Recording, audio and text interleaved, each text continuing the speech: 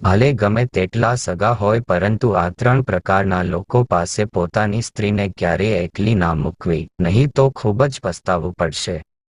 કહેવાય છે કે દુનિયામાં વિશ્વાસી લોકો તો ઘણા બધા હોય છે, પરંતુ ઘણી જગ્યા ઉપર આ વિશ્વાસીઓ પણ તમારા વિશ્વાસનું ખૂન કરી દે છે. એટલા માટે જ કહેવાય છે કે અવિશ્વાસીનો ક્યારેય વિશ્વાસ કરવો જોઈએ નહીં, અને વિશ્વાસીનો પણ વિશ્વાસ કરવો જોઈએ નહીં. જો કોઈ વ્યક્તિ વિશ્વાસી છે તો તેની થોડા સમયે પરીક્ષા લેતા રહેવું જોઈએ, પરંતુ ઘણી એવી બાબતોમાં વિશ્વાસનો પણ વિશ્વાસ કરવો જોઈએ નહીં. કેવી બાબતોમાં વિશ્વાસીનો વિશ્વાસ ના કરવો જોઈએ, આ વાતને આપણે આજની કહાનીના માધ્યમથી સમજશું. આ કહાનીમાંથી તમને ખૂબ જ સરસ બોધ મળશે. આ કહાનીમાં જણાવવામાં આવેલી અગત્યની વાતો હંમેશા યાદ રાખજો, તમારા જીવનમાં ખૂબ જ કામમાં આવશે. કહાની શરૂ કરતા પહેલા તમને વિનંતી છે કે આ વિડીયોના અંત સુધી જોડાયેલા રહેજો, અને વિડીયો પસંદ આવે તો લાઈક શેર કરજો, અને હજુ સુધી જો તમે અમારી ચેનલને સબસ્ક્રાઇબ ના કરી હોય તો અત્યારે જ સબસ્ક્રાઇબ કરી દેજો, તથા કોમેન્ટ બોક્સમાં હર હર મહાદેવ જરૂરથી લખી દેજો, જેથી ભગવાન ભોલેનાથની કૃપા આપણા સૌ પર નિરંતર બની રહે. તો ચાલો શરૂ કરીએ આજની કહાની. પ્રાચીન સમયની વાત છે. કોઈ એક રાજ્યમાં મહારાજ વીરભોજ રાજ કરતા હતા.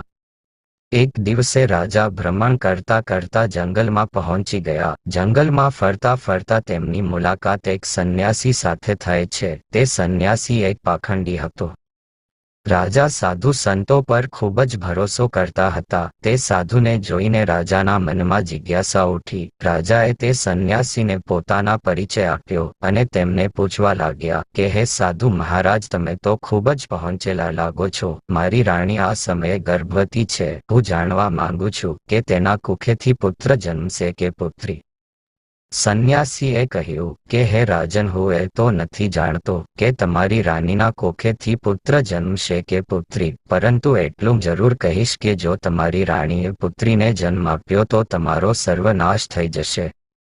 સંન્યાસીની આ વાત સાંભળીને રાજા ખૂબ જ ગભરાઈ ગયા, અને તેઓ વિચારવા લાગ્યા કે જો મારી રાણીએ પુત્રીને જન્મ આપ્યો તો હું ક્યાંયનો પણ નહીં રહું. આ વાતનો વિચાર કરીને રાજાને પુત્રીના નામથી જ નફરત થવા લાગી. તેણે પોતાની રાણીને આવીને આ વાત થઈ કે હે રાણી, ભૂલથી પણ આપણા ઘરમાં પુત્રીનો જન્મ ન થવો જોઈએ. જો આપણા ઘરમાં પુત્રીનો જન્મ થયો તો હું તને મારી નાખીશ, અને તે પુત્રીને પણ મારી નાખીશ. રાજાની આ વાત સાંભળીને રાણી ડરી ગઈ. તે જાણતી હતી કે રાજા ખૂબ જ જિદ્દી છે. જો પુત્રીનો જન્મ થયો તો તેને મરાવી નાખશે. હવે તો રાણી રોજ ભગવાનને પ્રાર્થના કરતી હતી કે હે પરમાત્મા, મને પુત્રી આપતા નહીં. રાજા તેને જીવતી નહીં છોડે. ભગવાનની કૃપાથી રાણીએ સૌથી પહેલા એક પુત્રને જન્મ આપ્યો. આ જોઈને રાણી અને રાજા ખૂબ જ પ્રસન્ન થયા. રાજા તો એટલે પ્રસન્ન થયો કે તેના ઘરે પુત્રીનો જન્મ ન થયો, પરંતુ રાણી એટલા માટે પ્રસન્ન થઈ કે જો પુત્રીનો જન્મ થયો હતો તેને ક્યાં હત્યાનો દોષ લાગત. મિત્રો, થોડા સમય બાદ રાણીએ ફરીથી ગર્ભ ધારણ કર્યો. બાળકનો જ્યારે જન્મ થવાનો સમય આવ્યો તે સમયે રાજાને કોઈ જરૂરી કામથી બીજા રાજ્યમાં જવાનું થયું, અને પાછા આવવામાં તેને ઘણા દિવસો લાગવાના હતા. જતા જતા રાજા પોતાની રાણીને કહેતો ગયો કે જો તારા ગર્ભથી પુત્રીનો જન્મ થાય તો તેને મારી નખાવજે. હું પુત્રીનું મોં જોવા નથી માંગતો. આટલો કહીને રાજા તો ચાલ્યો ગયો, અને તેને પોતાના રાજ્યમાં પાછા આવતા ઘણા મહિનાઓ સમય લાગી ગયો, પરંતુ તે સમય દરમિયાન રાણી એક પુત્રીને જન્મ આપ્યો. જે વાતનો ડર હતો તે જ થયું. પુત્રીને જોઈને રાણી ગભરાઈ ગઈ. તે વિચાર કરવા લાગી કે રાજાના આદેશ અનુસાર પુત્રીની હત્યા કરવી પડશે. આ નિંદનીય કામ હું કેવી રીતે કરીશ? હું એક માં છું, અને જેટલો મારો પુત્ર પ્રિય છે એટલી જ પ્રિય મારી પુત્રી છે. હવે તો પુત્રીને જોઈને રાણી એકદમ રડવા લાગી અને કહેવા લાગી કે હે ભગવાન, હવે હું શું કરું? કન્યા હત્યાનું પાપ ખૂબ જ મોટું હોય છે. પુત કપૂત હોઈ શકે, પરંતુ માતા કુમાતા ન હોઈ શકે. રાણી ખૂબ જ મોટા ધર્મ સંકટમાં ફસાઈ ગઈ હતી. રાણીને રડતા જોઈને તેની દાસી તેમને પૂછવા લાગી કે હે રાણીમાં, ઘરમાં પુત્રીનો જન્મ થવો એ તો ઘણી સૌભાગ્યની વાત છે, પરંતુ તમે તો રડી રહ્યા છો. તેનું શું કારણ છે? શું કોઈ અનહોની થઈ ગઈ છે? રાણી બોલી, હે દાસી, હકીકતમાં જે ન થવાનું હતું તે જ થઈ ગયું. ત્યારબાદ રાણીએ દાસીને બધી જ વાત જણાવી કે આપણા મહારાજે આ કન્યાને મારવાનો આદેશ આપ્યો છે. હવે તું જ જણાવ કે હું આ નિર્દોષ દીકરીનો જીવ કેવી રીતે લઈ શકું? ત્યારે દાસીએ રાણીને કહ્યું કે હે રાણીમાં, તમે ચિંતા ન કરશો. તમે રાજાને કહેજો કે મેં પુત્રીને મરાવી નાખી છે. હું તમારી દીકરીને બધાની સામે મારવા માટે લઈ જઉં છું, પરંતુ હું તેને મારીશ નહીં, પણ હું તેનો ઉછેર કરી અને જો કોઈ મને પૂછશે તો હું તેને કહીશ કે આ પુત્રી મારી ભત્રીજી છે. આનાથી આ પુત્રીનો જીવ પણ બચી જશે અને રાજાને નજરથી દૂર પણ થઈ જશે. આ પુત્રીના પાલન પોષણને લઈને તમને નિશ્ચિત રહો. હું તેને મારી દીકરીની જેમ સંભાળી. આ વાત સાંભળીને રાણી ખૂબ જ ખુશ થઈ. તે વિચારવા લાગી કે મારે પુત્રી ભલે મને જોવા ન મળે, પરંતુ કમસે કમ તે જીવતી તો જરૂર રહેશે. ત્યારબાદ રાણીએ ઉદાસ મનથી થોડા આભૂષણ અને ઝવેરાતે દાસીને પોતાની પુત્રીના પાલન પોષણ માટે આપ્યા અને તે રાણીએ દાસીને કહ્યું કે હું તારું અહેસાન જિંદગીભર નહીં ભૂલું. જ્યારે તને ધનની જરૂર પડશે ત્યારે આનાથી પણ વધારે ધન હું તને આપીશ, પરંતુ મારી દીકરીનો આ રાજ ક્યારે પણ ખોલવા ન દેતી. આટલો સમજાવ્યા બાદ રાણીએ પોતાની પુત્રીને દાસીને સોંપી દીધી અને ધીરે ધીરે સમગ્ર રાજ્ય અને મહેલમાં એ ખબર ફેલાવી દીધી કે દાસી તે પુત્રીને લઈને મારી નાખી અને તેને જમીનમાં દફનાવી દીધી છે. મિત્રો, બીજી બાજુ એવું થયું કે તે પુત્રીને દાસી લઈ ગઈ અને ત્યારબાદ તેને તે પુત્રીનો ખૂબ જ સારી રીતે પાલન પોષણ કર્યું. થોડા સમય બાદ જ્યારે રાજા વીરભોજ પોતાના રાજ્યમાં પાછા આવ્યો ત્યારે રાજાને એ વાત જણાવવામાં આવી કે તમારા ગયા બાદ રાણી એક પુત્રીને જન્મ આપ્યો હતો અને તે પુત્રીને તમારા આદેશ અનુસાર મારીને જમીનમાં દફનાવી દેવામાં આવી છે.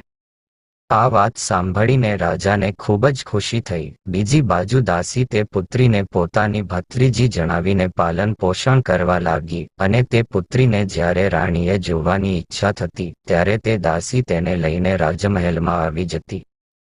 તે પુત્રીને જોઈને રાણીની મમતા ઉભરાઈ જતી. રાણી ચોરી ચોપીથી તે પુત્રીને વહાલ કરતી. કોઈ પૂછે તો તે દાસીને તેને પોતાની ભાઈની પુત્રી છે તેવું જણાવતી. તે પુત્રીને જોઈને રાણીને ખૂબ જ સાંત્વના મળતી હતી.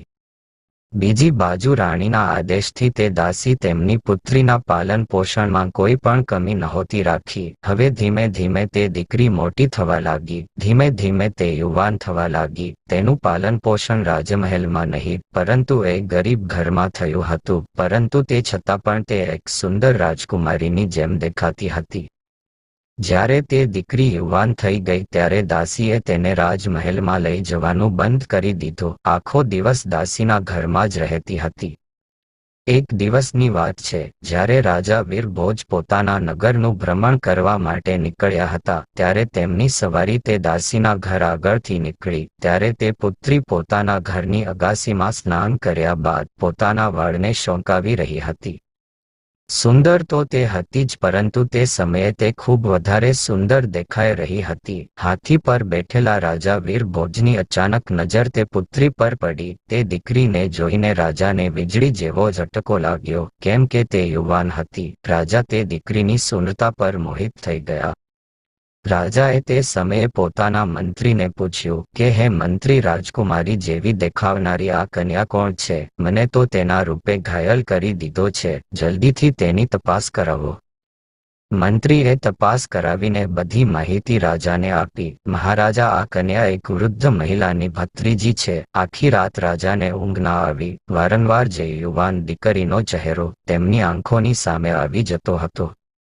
સવાર થતાં જ રાજાએ પોતાના મંત્રીને કહ્યું, તે કન્યા ખૂબ જ સુંદર છે. તેણે મારી રાતોની ઊંઘ હરામ કરી દીધી છે. તેનો મોહિત ચહેરો મને વારંવાર પરેશાન કરી રહ્યો છે. તેના વગર તો હું રહી નહીં શકું. એક કામ કરો કે તમે થોડા લોકોને લઈને તે વૃદ્ધ મહિલાના ઘરે જાઓ અને તે કન્યા સાથે મારા વિવાહની વાત કરો.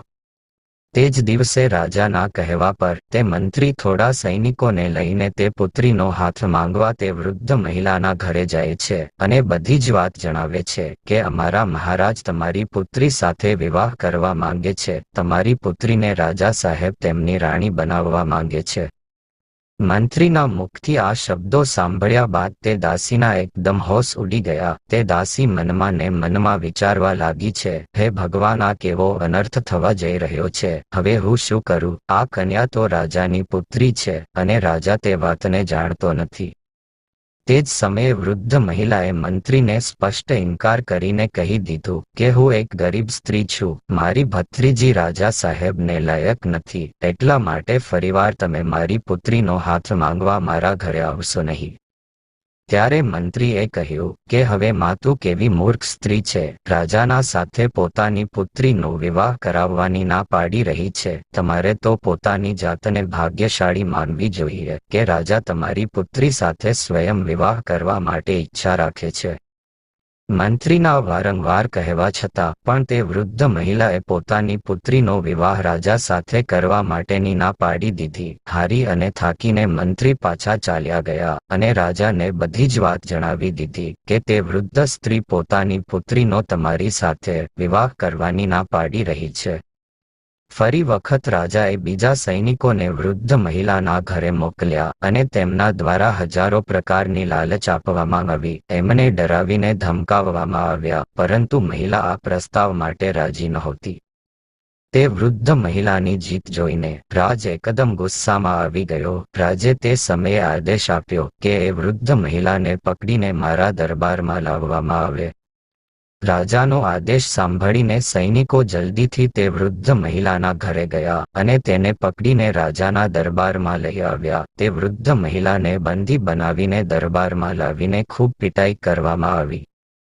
સૈનિકોના મારને તે વૃદ્ધ મહિલા સહન ન કરી શકી. ચાબુકના મારથી દુઃખી થઈને દર્દથી પીડાઈને તે વૃદ્ધ મહિલા રાજાના પગમાં પડી ગઈ અને તેણે બધી જ હકીકત રાજાને જણાવી દીધી કે હે મહારાજ, આ દીકરી બીજું કોઈ નહીં પણ તમારી જ સગી દીકરી છે. તમારી રાણીએ જ્યારે મને તે પુત્રીને મારવા માટે આપી ત્યારે મને તમારી દીકરીને મારવું યોગ્ય ન લાગ્યું. તેને મારવાના બદલે તમારી પુત્રીને મેં મારા ઘરમાં રાખી અને મારા ભાઈની પુત્રી બતાવીને તેનું પાલન પોષણ કરવું યોગ્ય સમજ્યું. જો મેં તમારી પુત્રીનું પાલન પોષણ કરીને આટલી મોટી કરી છે, જો તમે તમારી પુત્રી સાથે લગ્ન કરશો તો આ ખૂબ જ મોટું પાપ કહેવાશે. દાસીની વાત સાંભળીને રાજા આશ્ચર્યચકિત રહી ગયો. પોતાનું માથું પકડીને તે રાજા વિચારવા લાગ્યો કે હે ભગવાન, હું કેટલું મોટું પાપ કરવા જઈ રહ્યો હતો. તે મને આટલા મોટા પાપમાં પડવાથી બચાવી લીધો.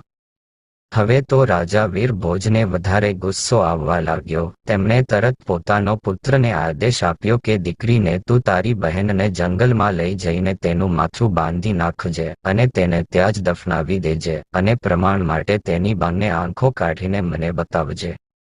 મિત્રો, રાજાને એક દીકરો હતો. તે દીકરો દીકરી કરતા મોટો હતો. હવે તે પણ યુવાન થઈ ગયો હતો. પોતાના પિતાની આ વાત સાંભળીને તે રાજકુમાર એકદમ પરેશાન થઈ ગયો અને તે વિચારવા લાગ્યો કે પિતાએ મને ખૂબ મોટા પાપનો કાર્ય સોંપ્યું છે. આટલા વર્ષો બાદ તો મને મારી બહેન મળી છે અને હું કેવી રીતે તેને પોતાના હાથોથી મારી નાખું? ભગવાન મને ક્યારેક ક્ષમા નહીં કરે. હે ભગવાન, આ પાપ તમે મારા હાથોથી ના કરો. હવે તો રાજકુમાર આ વાતોનો વિચાર કરીને ખૂબ દુઃખી થઈ રહ્યો હતો અને તે મનમાં વિચારવા લાગ્યો કે હું કેવી રીતે મારા હાથોથી મારી બહેનની હત્યા કરીશ. હું કેવી રીતે મારા બહેનની આંખો નીકાળી. જો હું મારી બહેનની હત્યા કરવાની ના પાડી તો રાજા સાહેબ ખૂબ જ જિદ્દી છે. તે મારાથી નહીં તો બીજા કોઈના હાથોથી મારી બહેનની હત્યા કરાવી નાખશે.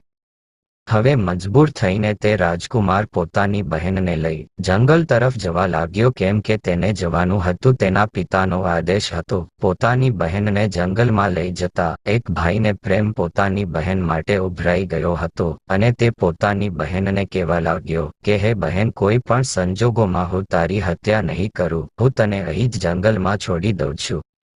ત્યારે બહેને જવાબ આપ્યો કે ભાઈ તમે મને મારી નાખો અને મને મારીને મારી આંખો કાઢીને પિતાજીને પ્રમાણ માટે લઈ જાઓ, અને જો તું મારી આંખો કાઢીને નહીં લઈ જાય તો આપણા પિતાજી તને પણ મારી નાખશે. તે સમયે બંને ભાઈ બહેન એકબીજાને વેચીને ખૂબ રડી રહ્યા હતા. તેમના પર દુઃખોનો પહાડ તૂટી પડ્યો હતો. તેમને કંઈ પણ સમજમાં નહોતું આવી રહ્યું કે તે હવે શું કરવું. અંતમાં રાજકુમારે નિર્ણય પણ પહોંચ્યો અને નિશ્ચય કરી લીધો કે તે પોતાની બહેનને નહીં મારે. તેણે પોતાની બહેનને સમજાવ્યું કે બહેન, હું તને જંગલમાં છોડીને જઈ રહ્યો છું. આગળ ભગવાનની ઈચ્છા કે તે તારી સાથે શું કરે છે. હું પિતાજીની સામે કોઈને કોઈ બહાનું જણાવી દઈશ. આટલું કહીને રાજકુમાર પોતાની બહેનને જંગલમાં છોડી દીધી અને તે પાછો મહેલ તરફ ચાલવા લાગ્યો. આગળ જતા જંગલમાં તેને એક હરણ જોવા મળ્યું. તેને તરત જ તે હરણનું વધ કરી દીધું અને તેની બંને આંખો કાઢી લીધી. ત્યારબાદ તે પોતાના પિતાની સામે પહોંચી ગયો અને હરણને બંને આંખો બતાવીને કહેવા લાગ્યો કે પિતાજી, મેં બહેનને મારીને એક નદીમાં ફેંકી દીધી અને તેનો બંને આંખો કાઢી લીધી છે. આંખો જોઈને તે રાજાને ભરોસો થઈ ગયો કે મારા પુત્રે તેની બહેનને મારી નાખી છે. આ સાંભળીને રાજા ખૂબ જ પ્રસન્ન થયો. બીજી બાજુ રાણીએ પોતાના પુત્રને પોતાની પાસે બોલાવ્યો અને પૂછ્યું કે દીકરા, તું સાચે પોતાની બહેનને મારીને આવ્યો છે? ત્યારે રાજકુમાર કહે છે કે હેમા, હું તમારી સામે જૂઠું નહીં બોલું. મેં મારી બહેનને નથી મારી, પરંતુ હું તેને જંગલમાં છોડીને આવી ગયો છું. આ સાંભળીને રાણીને ખૂબ સાંત્વના મળી. તે ભગવાનને પ્રાર્થના કરવા લાગી કે હે ભગવાન, તમારો ખૂબ ખૂબ આભાર છે કે તમે મારા પુત્રને સદ્બુદ્ધિ આપી. મારી દીકરી જંગલમાં એકલી ભટકી રહી હશે, તમે તેની રક્ષા કરશો અને તેને એવી જગ્યાએ પહોંચાડજો કે તેની જીવનની નાવ પાર થઈ જાય. બીજી બાજુ તે રાજકુમારી જંગલમાં પાન અને ફળ ખાઈને પોતાનું જીવન પસાર કરવા લાગી. કટારી ઝાડીઓની વચ્ચે ફરતા ફરતા તેનો વસ્ત્રો ફાટી ગયા હતા. તે અર્ધનગ્ન અવસ્થામાં એ જંગલમાં ભટકતી રહી હતી. જંગલમાં ઘણા બધા દિવસો પસાર થઈ ગયા. એક દિવસ એવો પણ આવી ગયો કે તેના શરીર પર એક પણ વસ્ત્ર બચ્યું નહીં. તે વૃક્ષો પર ફળ ફૂલ ખાઈને પોતાનું જીવન પસાર કરી રહી હતી અને ગાઢ ઝાડીઓની વચ્ચે સૂઈ જતી હતી. એક દિવસ એક બીજા રાજ્યનો રાજા ચંદ્રભાન તે જંગલમાં શિકાર કરવા માટે આવ્યો. બીજી બાજુ રાજકુમારી વૃક્ષ પરથી ફળ તોડીને ખાઈ રહી હતી. જેવો જ તેના કાનમાં ઘોડાનો અવાજ સાંભળ્યો ત્યારે રાજકુમારી ગાઢ ઝાડીઓની વચ્ચે સંતાઈને બેસી ગઈ. સંજોગોના કારણે તે રાજા આજ વૃક્ષની નીચે આવીને વિશ્રામ કરવા બેસી ગયો. અચાનક તે રાજાની નજર તે ઝાડીઓની વચ્ચે ગઈ. તેણે જોયું કે ઝાડીઓની વચ્ચે કોઈ બેઠું છે. કોઈ મનુષ્યની આકૃતિ નજર આવી રહી હતી. રાજાએ તરત જ અવાજ કર્યો કે તું કોણ છે અને આ ઝાડીઓની વચ્ચે શું કરી રહ્યો છે? તમે જે કોઈ પણ હોય તરત જ બહાર આવી જાઓ. હું વિશ્વાસ આપું છું કે હું તમને કોઈ પણ પ્રકારની હાનિ નહીં પહોંચાડું. રાજાની વાત સાંભળીને તે ઝાડીઓની વચ્ચેથી રાજકુમારીએ અવાજ કર્યો કે રાહગીર, હું એક દુઃખી લાચારી સ્ત્રી છું. મારા શરીર પર એક પણ વસ્ત્ર નથી. હું નિર્વસ્ત્ર છું. જો તમે મને કોઈ વસ્ત્ર આપશો તો હું તેને પહેરીને બહાર આવીશ. કોઈ સ્ત્રીનો અવાજ સાંભળીને રાજા આશ્ચર્યચકિત થઈ ગયો કે આ જંગલની વચ્ચે આ સ્ત્રી શું કરી રહી છે? જરૂર કોઈ દુખિયારી હશે. ત્યારે રાજાએ એક ચાદર પોતાના ગળામાં લટકાવી હતી. તેને તે ઝાડીઓની વચ્ચે ફેંકી અને ત્યારબાદ તે રાજકુમારીએ તે ચાદરથી પોતાના શરીરને ઢાંકી લીધું અને તે રાજા ચંદ્રભાનની સામે આવી.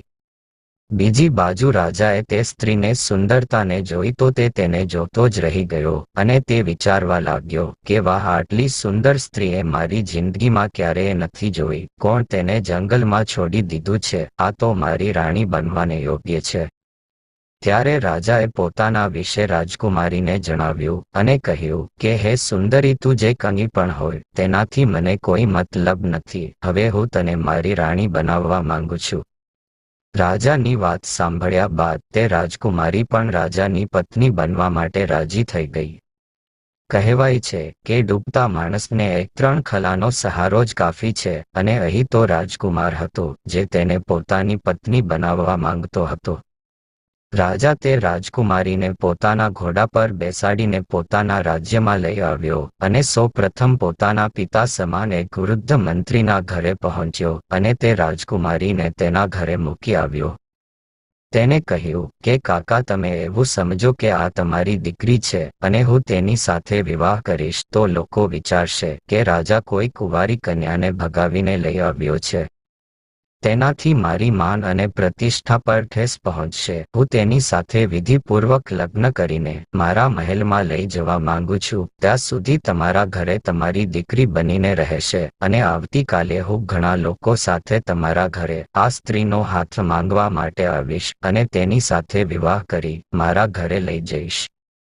ત્યારે વૃદ્ધ મંત્રી જવાબ આપ્યો કે મહારાજ, આ તમારી સમાનતા છે અને હવે તે મારી પુત્રી છે. જ્યારે તમારું મન કરે ત્યારે તમે તેની સાથે વિવાહ કરીને લઈ જજો. ત્યાં સુધી હું તેનો ખૂબ જ સારી રીતે ખ્યાલ રાખીશ. મિત્રો, બીજા દિવસે રાજાનો સેનાપતિ અને તેનો મંત્રી તે વૃદ્ધ મંત્રીના ઘરે પહોંચ્યા અને પોતાના રાજા માટે તે રાજકુમારીનો હાથ માંગ્યો અને ત્યારબાદ 1-2 દિવસમાં તે વિવાહ પણ થઈ ગયા. વિવાહ કર્યા બાદ તે રાજકુમારી રાજા ચંદ્રભાનની પત્ની બનીને મહેલમાં રહેવા લાગી. હવે તે બંને ખૂબ જ પ્રસન્ન હતા. રાજા સુંદર રાણીને પામીને ખુશ હતો અને રાજકુમારી ઘરે અને પત્નીને પામીને ખુશ હતી. રાજા ચંદ્રભાનને લગ્ન બાદ પણ પોતાની પત્નીનો પરિચય પૂછ્યો નહીં. આ રીતે તે બંનેને એક સાથે રહેતા રહેતા 2 વર્ષ સુધી ગયા. ધીરે ધીરે એ સમય પણ આવી ગયો કે જ્યારે રાણીએ એક પુત્રીને જન્મ આપ્યો. હવે તો રાજા ચંદ્રભાન વધારે ખુશ થઈ ગયો.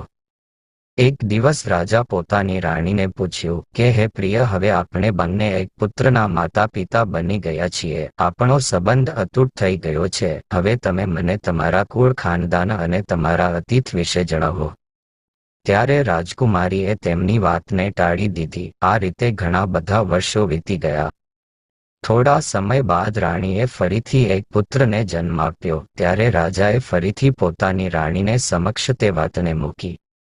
રાજકુમારી પોતાના ભૂતકાળની વાતો તેમને ન હતી જણાવવા માંગતી, પરંતુ રાજે પોતાની રાણીનો અતીત જાણવા માટે ખૂબ જ ઈચ્છા જણાવી. રાણી પણ જાણતી હતી કે રાજા સાહેબ તેમને ખૂબ જ પ્રેમ કરતા હતા. ત્યારે તે રાજકુમારીએ રાજાના કહેવા પર પોતાના જીવનની બધી જ વાતો જણાવી દીધી. ત્યારે રાજા રાજકુમારીના મુખથી આ દુઃખભરી વાતો સાંભળી ત્યારે તેની આંખોમાં પણ આંસુ આવી ગયા.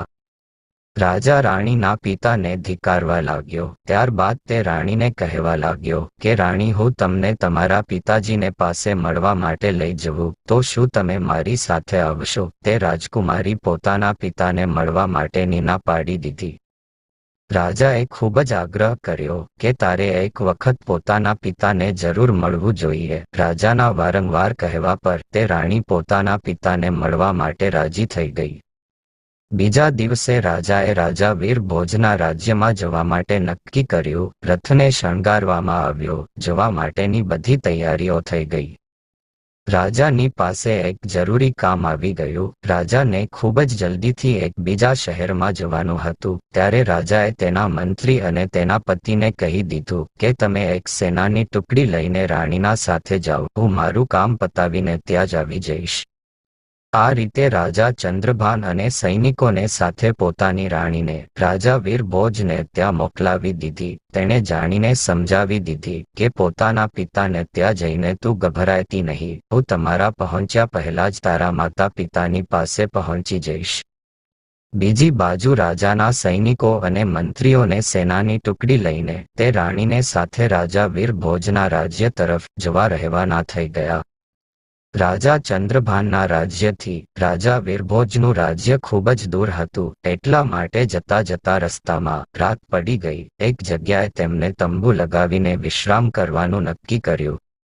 આખી રાત ત્યાં જ રોકાઈને આરામ કરવાનું નક્કી કર્યું. જે જગ્યાએ રાજકુમારીનો તંબુ બાંધવામાં આવ્યો હતો તે જ જગ્યાએ મંત્રીનો પણ તંબુ બાંધવામાં આવ્યો.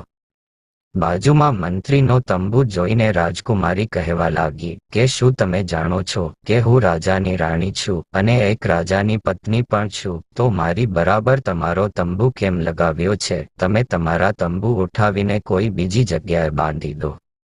ત્યારે મંત્રીએ જવાબ આપ્યો કે હે રાણીમાં, મહારાજે અમને તમારી દેખરેખ રાખવા માટે મોકલ્યા છે. જો તમને કે તમારા દીકરાઓને કંઈ થયું તો અમે રાજાને શું જવાબ આપીશું?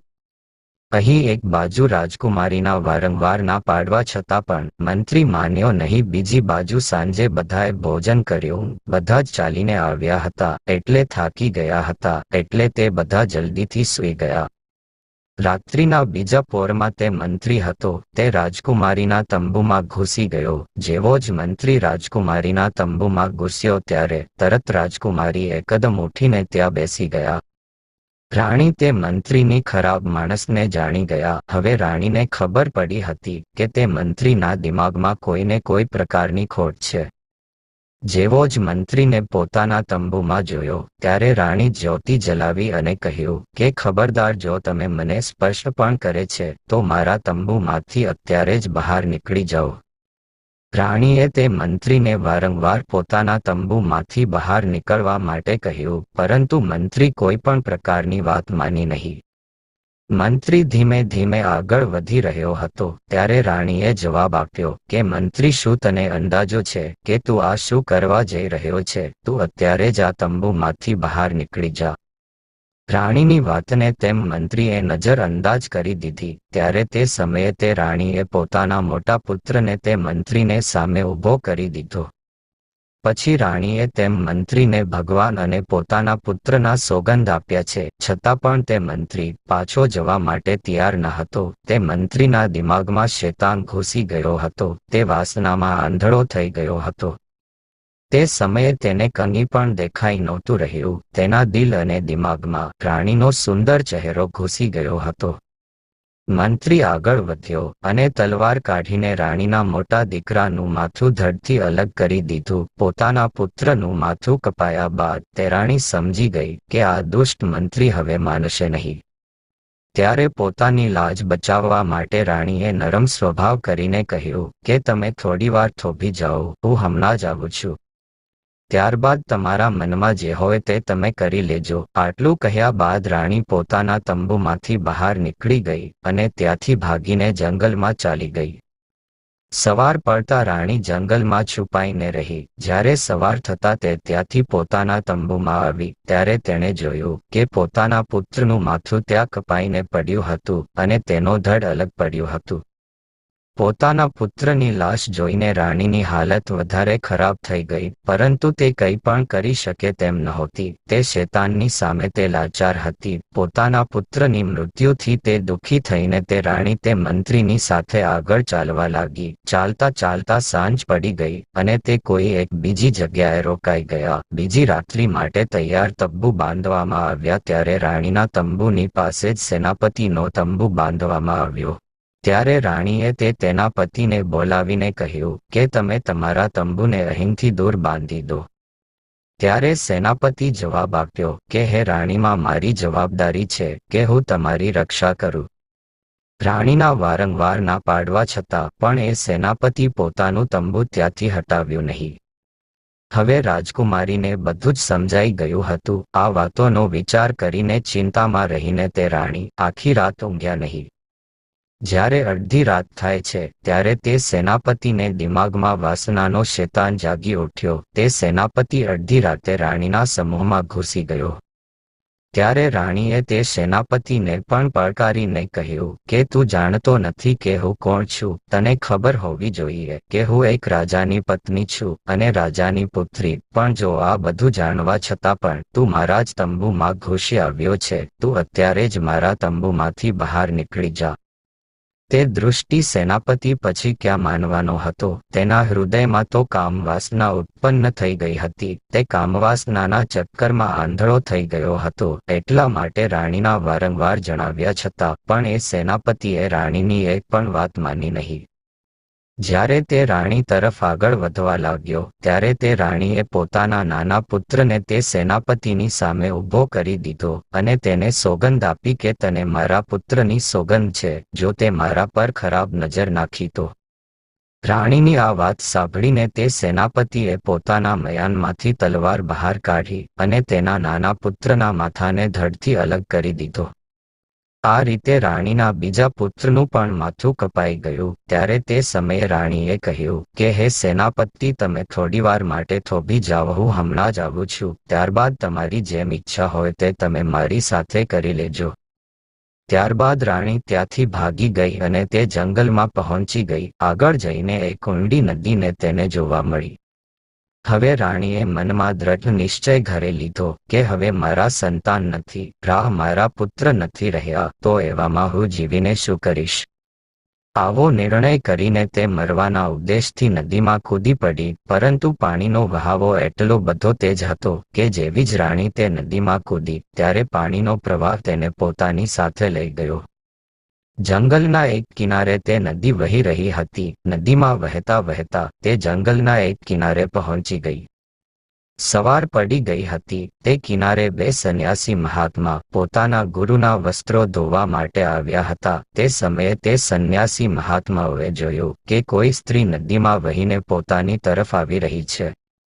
ત્યારે તે બંને સંન્યાસીઓએ તે રાણીને પકડીને બહાર કાઢી. હવે તે રાણીના પગ નીચેથી જમીન સરકી ગઈ. હવે તે રાણી મનમાં વિચારવા લાગી કે હવે તેને તે મંત્રી અને તેના પતિથી જેમ તેમ કરીને છુટકારો તો મળી ગયો, અને હવે આ ગણેશ સંન્યાસીઓએ મને ઘેરી લીધી છે.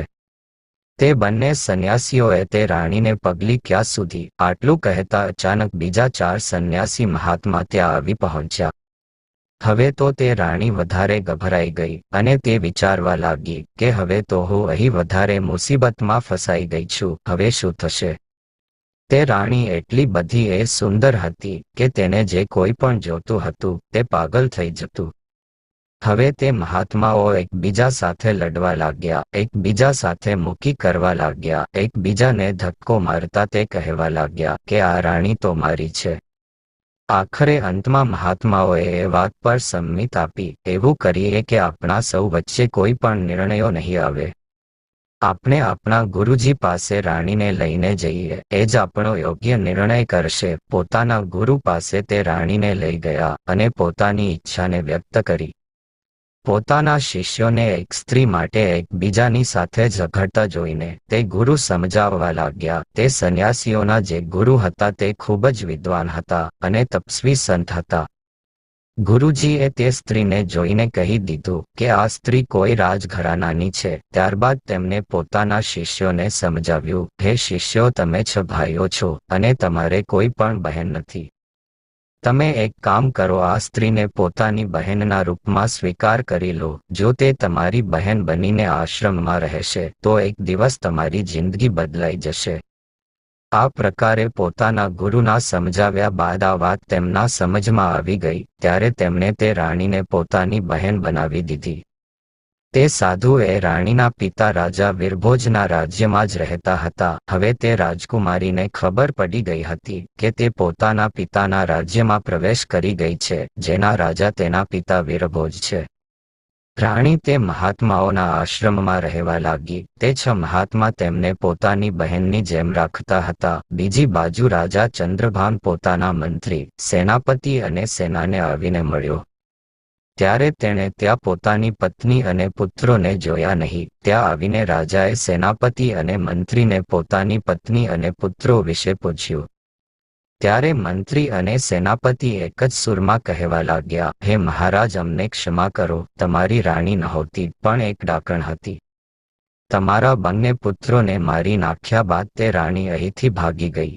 તેમને એવી રીતે આ વાત જણાવી કે રાજા ચંદ્રભાનને તેમની વાત પર વિશ્વાસ આવી ગયો અને તેણે વિચાર કર્યો કે કોઈ વ્યક્તિ જૂઠું કહે તો એકલો કહે, 2 વ્યક્તિ એક સાથે કેવી રીતે જૂઠું કહે? ત્યારે રાજા ચંદ્રભાને આદેશ આપ્યો કે હવે આપણે તે રાણીના પિતા રાજા વીરભોજ પાસે જરૂર જઈશું અને જલ્દીથી આપણે ત્યાં પહોંચી જઈએ.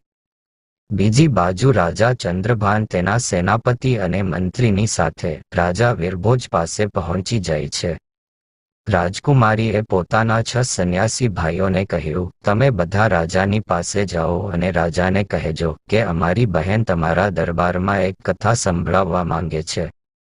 જો રાજા સાહેબ તમે કથા સાંભળવા માંગો તો અમે તેને તમારા દરબારમાં બોલાવી લાવીએ. બીજી બાજુ તે રાજકુમારીને ખબર હતી કે તેમના પિતાને કથા સાંભળવી ખૂબ જ ગમતી હતી. હવે તે 6 યોગી ભિક્ષા માગવાના બહાને તે રાજા વીરભોજના દરબારમાં પહોંચી ગયા. તેમણે રાજકુમારી દ્વારા કહેલી વાત રાજા સમક્ષ રજૂ કરી. સંન્યાસીઓની વાત સાંભળીને રાજાએ તરત જ તેમને મંજૂરી આપી દીધી અને કહ્યું કે જો મને તમારી બહેનની કથા પસંદ આવશે તો તમારી બહેનને અમે અમારા મહેલમાં કથા સંભળાવવા માટે રાખી લઈશું. બીજા દિવસે તે 6 યોગી પોતાની બહેનને લઈને રાજ દરબારમાં પહોંચ્યા. તે સમયે તે રાજકુમારી એક સંન્યાસીના વેશમાં હતી, એટલા માટે કોઈ તેને ઓળખી ન શક્યું. જ્યારે તે રાજકુમારીએ દરબારમાં કથા સંભળાવી ત્યારે બધા લોકો ખૂબ જ ધ્યાનથી સાંભળવા લાગ્યા. રાજાને તે રાજકુમારીની કથા ખૂબ જ પસંદ આવી અને ત્યારબાદ રાજાએ તેને મોટું ઇનામ આપ્યું. તે યોગીઓને ઇનામ આપીને પાછા મોકલી દીધા, પરંતુ તે રાજકુમારીને કથા સંભળાવવા માટે પોતાના મહેલમાં રાખી લીધી. રસ્તામાં અડધે પહોંચ્યા બાદ તે 6 સંન્યાસી રાજ દરબારમાં પાછા આવ્યા અને રાજાને કહેવા લાગ્યા કે હે રાજા, અમે તમને વિનંતી કરીએ છીએ કે તમે અમારી બહેનને અમારી પાસે પાછી મોકલી દો.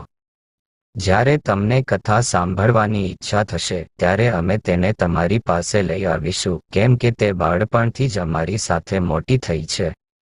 તે રાજના સુખથી દૂર રહી છે, જંગલમાં રહીને તેણે પોતાનું જીવન પસાર કર્યું છે, અહીં તેને એકલું લાગશે. રાજાએ તે સંન્યાસીઓની વાતને સમજી અને તે રાજકુમારીને તેમની પાસે મોકલી દીધી. હવે તે દરરોજ પોતાના ભાઈઓની સાથે રાજાના દરબારમાં કથા સંભળાવવા માટે આવતી હતી અને દરરોજ કથા સંભળાવ્યા બાદ તે રાજા પાસેથી ઇનામ મેળવતી અને પોતાના સંન્યાસી ભાઈઓ સાથે તે પાછી આવી જતી. હવે ધીમે ધીમે તે સંન્યાસીઓના દિવસો બદલાઈ ગયા. પહેલા તે સંન્યાસી ઘરે ઘરે જઈને ભિક્ષા માંગતા હતા. હવે તેમને દરરોજ રાજા પાસેથી ઇનામમાં એટલું બધું ધન પ્રાપ્ત થતું હતું કે તેમને હવે કોઈની પાસે ભિક્ષા માંગવાની જરૂર નહોતી. બીજા દિવસે રાત્રે તે રાજકુમારી રાજ દરબારમાં રાજાને કથા સંભળાવવા માટે આવી ત્યારે તેણે પોતાના પતિ, મંત્રી અને સેનાપતિને ત્યાં બેઠેલા જોયા. ત્યારે રાજકુમારીએ વિચાર્યું કે આજે તો અહીં બધા જ ઉપસ્થિત છે, ત્યારે કથા સંભળાવવામાં ખૂબ જ વધારે આનંદ આવશે. ત્યારબાદ રાજકુમારી પડદા પાછળ આવીને પોતાની જગ્યાએ બેસી ગઈ અને પોતાના પિતાને કહેવા લાગી કે હે રાજા સાહેબ, આજે હું તમારા માટે એક ખૂબ જ દર્દભરી કહાની અને કથા લઈને આવી છું. કથા શરૂ કરતા પહેલા જો કોઈ વ્યક્તિને જરૂરી કામ હોય તો અત્યારે જ બહાર જઈને પતાવી આવે. જો કથા શરૂ કર્યા બાદ ચાલુ કથાએ કોઈ વ્યક્તિ બહાર જશે તો હું મારી કથા તરત જ બંધ કરી દઈશ. ત્યારે રાજાએ જવાબ આપ્યો કે દીકરી, તું સંભળાવ, તું જેવું કહીશ એવું જ અમે કરીશું. કથા દરમિયાન કોઈ પણ વ્યક્તિ દરબારમાંથી ઉઠીને નહીં જાય. હવે દરબારમાં બધા જ દરબારી તે કથા સાંભળવા માટે બેસી ગયા. ત્યાં તેનો પતિ અને વિશ્વાસઘાતી મંત્રી અને સેનાપતિ પણ હતા. હવે રાજકુમારીએ દરબારમાં પોતાની કથા શરૂ કરી દીધી અને કહેવા લાગી કે હે સભાના લોકો, આ કથાને ધ્યાનથી સાંભળજો. રાજકુમારી કહેવા લાગી કે કોઈ એક દેશમાં એક રાજા રહેતો હતો જે ખૂબ જ ક્રૂર અને જાલિમ હતો. તે રાજાને પોતાની પુત્રીથી ખૂબ જ નફરત હતી. જ્યારે તેના ઘરે એક પુત્રીએ જન્મ લીધો ત્યારે તેણે તેના પુત્રને તેની પુત્રીને મારવા માટે તેની સાથે જંગલમાં મોકલી દીધો.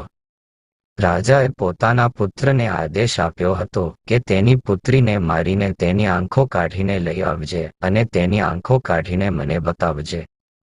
હવે રાજા વીરભોજ તેની કહાની સાંભળીને વિચારવા લાગ્યા, આ તો મારી જ કહાની છે. ખુશ થઈને રાજા વીરભોજે તે સંન્યાસીઓની તરફ પોતાની મોતીની માળા ફેંકીને કહ્યું, આ કહાનીને અંત સુધી જરૂર સંભળાવવામાં આવે. હવે તો રાજાની આંખોમાં આંસુ ભરાઈ આવ્યા, કેમ કે રાજા વીરભોજને પોતાના કરેલા કર્મ પર ખૂબ જ પશ્ચાતાપ થઈ રહ્યો હતો. ત્યારબાદ રાજકુમારી આગળ કહેવા લાગી, હે મહારાજ, જ્યારે તેનો ભાઈ તેને મારવા માટે જંગલમાં લઈ ગયો ત્યારે તે ભાઈએ પોતાની બહેન રાજકુમારીને મારી નહીં અને જંગલમાં પોતાની બહેનને એકલી છોડીને રાજમહેલમાં પાછો આવી ગયો. હવે આ જાણીને રાજા થોડો પ્રસન્ન થયો. ત્યારે તે રાજા વિચારવા લાગ્યો કે કદાચ એવું બની શકે કે આજે પણ મારી પુત્રી જીવિત હોય. હવે તે રાજકુમારી કહાનીને આગળ વધારતા કહે છે. જ્યારે તેનો ભાઈ તેની બહેનને જંગલમાં છોડીને આવ્યો ત્યારે તે બહેન જંગલમાં ભૂખ અને તરસથી આમતેમ ભટકવા લાગી. ભૂખ લાગવા પર વૃક્ષના પાન અને ફળ ફૂલ ખાવા લાગતી. આ રીતે તેણે પોતાની જાતને જીવિત રાખી. આમ જંગલમાં રહેતા રહેતા તેના શરીર પર એક પણ વસ્ત્ર રહ્યું નહીં. ત્યારે ઘોડા ઉપર સવાર થઈને ફરતા ફરતા ત્યાં એક માણસ આવ્યો. તે માણસ કોઈ એક રાજ્યનો રાજા હતો. તેની નજર જ્યારે તે રાજકુમારી પર પડી ત્યારે તે રાજકુમારી નિર્વસ્ત્ર હતી.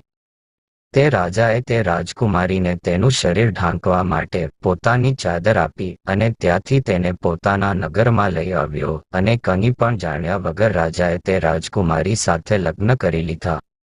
રાજકુમારી કહાની સંભળાવી રહી હતી અને રાજા ચંદ્રભાન સમજી ગયો કે આ તો તેની જ કહાની છે.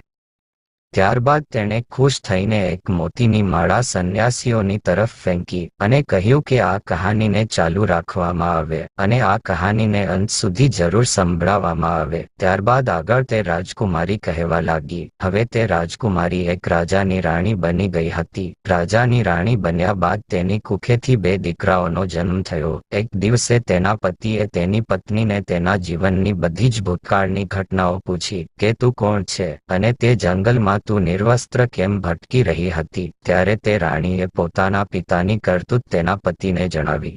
આ સાંભળીને તેનો પતિ ખૂબ જ દુઃખી થયો. તેનો પતિ દિલનો ખૂબ જ સારો માણસ હતો. એ જાણીને કે તે તેની રાણીનો પિતા એક રાજા છે. તે રાજાએ બીજા દિવસે તેની રાણીને પોતાના પિતાને મળાવવા માટેની તૈયારી કરી. પરંતુ તેણે એક ભૂલ કરી દીધી કે તેણે પોતાની પત્ની અને પુત્રોની રક્ષા માટે પોતે સ્વયં ન જઈને તેના મંત્રી અને સેનાપતિને તેની સાથે મોકલી દીધા અને તે તેની સૌથી મોટી ભૂલ હતી. કેમ કે કહેવાય છે કે ભલે કોઈ કેટલો પણ સગો કેમ ન હોય, પોતાની યુવાન સ્ત્રી, યુવાન બહેન અને યુવાન દીકરીને બીજા કોઈ વ્યક્તિ પર ભરોસો કરીને તેની સાથે મોકલવી ન જોઈએ અને તેની સાથે એકલી ના છોડવી જોઈએ. ભલે તે કેટલો પણ વફાદાર અને વિશ્વાસપાત્ર હોય, પરંતુ જ્યારે વાસના દિમાગ પર હાવી થઈ જાય છે ત્યારે બધી જ વફાદારી અને વિશ્વાસ જતો રહે છે અને એમ પણ સ્ત્રી પુરુષ માટે આકર્ષણનું કેન્દ્ર હોય છે. જો ક્યારેક તે એકલી કોઈ બીજા પુરુષ સાથે જાય છે અને તેની પાસે રોકાય છે ત્યારે તે વ્યક્તિના દિમાગમાં કામરૂપી વિકાર આવી જાય છે. ભૂલથી પણ પોતાની બહેન, દીકરીને કોઈ અન્ય વ્યક્તિ પાસે છોડવી ન જોઈએ. ખાસ કરીને ત્યારે તો ના જ મોકલવી જોઈએ જ્યારે કોઈ પુરુષ યુવાન હોય, સુંદર હોય, એકલો હોય. કહેવાય છે કે સ્ત્રી ધન અને વિદ્યા જેની પાસે રહે છે એની જ થઈ જાય છે. રાજકુમારી આ બાજુ રાજા વીરભોજના દરબારમાં પોતાની કહાની સંભળાવી રહી છે. રાજા વીરભોજ અને રાજા ચંદ્રભાન તેની કહાનીને ખૂબ જ ધ્યાનથી સાંભળી રહ્યા હતા. બીજી બાજુ તે રાજાએ પોતાની પત્ની અને પુત્રોને તે સેનાપતિ અને મંત્રી સાથે મોકલી દીધા. સફર ખૂબ જ લાંબો હતો. ચાલતા ચાલતા જ્યારે સૂર્યાસ્ત થયો ત્યારે તેમણે ત્યાં જ રોકાઈ જવાનો નિર્ણય કર્યો. મંત્રીએ પોતાનો તંબુ તે રાણીના તંબુની પાસે જ બનાવ્યો. રાણીએ તેનો ખૂબ જ વિરોધ કર્યો પરંતુ તે માન્યો નહીં. ત્યારે રાત્રિના સમયે તે મંત્રીએ રાણી સાથે દુષ્કર્મ કરવાની કોશિશ કરી. રાજકુમારીના વારંવાર નિવેદન કરવા છતાં પણ તે દુષ્ટ મંત્રી માન્યો નહીં. તે મંત્રીએ રાજાના પુત્રની હત્યા કરી દીધી. જ્યારે મંત્રીએ તેના પુત્રની હત્યા કરી દીધી ત્યારે રાણીએ પોતાની ઇજ્જત બચાવવા માટે ત્યાંથી જંગલમાં ભાગી ગઈ. આખી રાત તેણે જંગલમાં વિતાવીને જેમ તેમ કરીને તેણે પોતાના પતિવ્રતા ધર્મને બચાવ્યો. જ્યારે બીજા દિવસે સવારે રાણી પોતાના તંબુમાં પાછી આવી. જેમ જેમ કહાની આગળ વધી રહી હતી ત્યારે બીજી બાજુ મંત્રીના હોશ ઉડી રહ્યા હતા. હવે તો ધીરે ધીરે તે મંત્રી કોઈને કોઈ બહાનું બનાવીને રાજાના દરબારમાંથી બહાર જવાનું વિચારી રહ્યો હતો. ત્યારે રાજાએ તરત જ તેને ગુસ્સો કરીને ત્યાં બેસાડી દીધો. રાણી આગળ કહાની સંભળાવે છે. જ્યારે તેઓ મુસાફરીમાં આગળ વધવા લાગ્યા અને રાત્રિ પડી ત્યારે બીજી જગ્યાએ તેમણે વિશ્રામ માટે તંબુ બાંધ્યો. ત્યારે રાણીના તંબુની બાજુમાં સેનાપતિએ તંબુ બાંધ્યો અને વિરોધ કરવા છતાં પણ તેને હટાવ્યો નહીં અને અડધી રાત્રે તે સેનાપતિ દુષ્કર્મ કરવાના ઈરાદાથી રાણીના તંબુમાં ઘૂસી ગયો. રાણીએ પહેલા તો તેને ખૂબ જ સમજાવ્યો કે તે અહીંથી ચાલ્યો જાય, પરંતુ તે દુષ્ટ સેનાપતિ ત્યાંથી જવા નહોતો માંગતો. રાણીએ તેને તેના નાના પુત્રની સોગંદ આપી. આ કહાની સાંભળતા સેનાપતિ પણ ગભરાવા લાગ્યો અને તે વિચારવા લાગ્યો, આ તો મારો ભેદ ખુલી રહ્યો છે. તે પણ ઊભો થઈને ભાગવા માટે જઈ રહ્યો હતો ત્યારે રાજાએ ગુસ્સો કરીને તેને પણ ત્યાં બેસાડી દીધો. રાજ ચંદ્રભાને તે મંત્રી અને સેનાપતિને કહ્યું કે કેમ ભાઈ, સચ્ચાઈ તમારાથી સંભળાઈ નથી રહી કે શું? સેનાપતિ પણ પોતાનું મોં લટકાવીને ત્યાં બેસી ગયો. આ બાજુ કહાની ચાલુ જ હતી. રાજકુમારી કહેવા લાગી, ત્યારબાદ સેનાપતિએ પણ તે રાણીના નાના દીકરાની હત્યા કરી દીધી. સેનાપતિ મનમાં કામવાસનાના વિકાર સાથે રાણી તરફ આગળ વધવા લાગ્યો. ત્યારે તે સમયે કોઈને કોઈ રીતે રાણી પોતાનો જીવ બચાવીને ત્યાંથી ભાગીને જંગલમાં જતી રહી અને ત્યાંથી તે એક નદીમાં કૂદી પડી. ત્યારે તેની કિસ્મતે ત્યાં પણ તેનો સાથ આપ્યો નહીં. તે બિચારી જીવતી બચી ગઈ. તે નદીમાં વહેતા વહેતા જંગલના એક કિનારે પહોંચી ગઈ અને ત્યાં 6 સંન્યાસીઓના હાથમાં તે આવી ગઈ. ત્યારે તે સંન્યાસીઓએ પણ તે રાજકુમારીને પોતાની પત્ની બનાવવા ઈચ્છા વ્યક્ત કરી, પરંતુ તેમના મહાન બુદ્ધિમાન ગુરુજીએ તે સંન્યાસીઓથી આ પાપ થતા બચાવી લીધું અને ગુરુજીના વારંવાર સમજાવ્યા બાદ એ સંન્યાસીઓએ તે રાજકુમારીને પોતાની બહેન તરીકે સ્વીકારી લીધી.